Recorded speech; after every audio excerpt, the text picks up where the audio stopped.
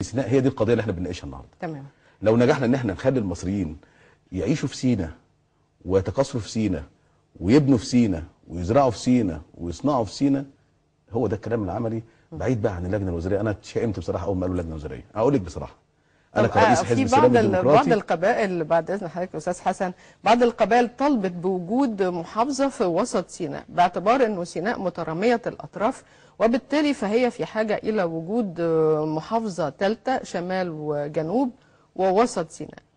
مش عارفه برضو رؤيه الحزب هتبقى ايه لوجود محافظه ثالثه، ورغم انه في برضو المواطنين المصريين اهل سيناء معترضين على وجود شمال وجنوب، لانه ده تقسيم برضو هم معترضين عليه باعتبار ان هم اهل واعتبار ان هم مواطن مصري، فما فيش ما يدعو للشمال والجنوب، فما بالك بقى بالوسط.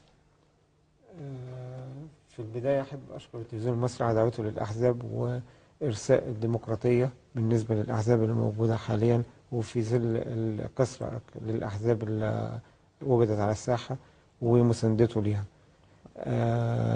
بالنسبة لموضوع سيناء هتكلم عن محورين.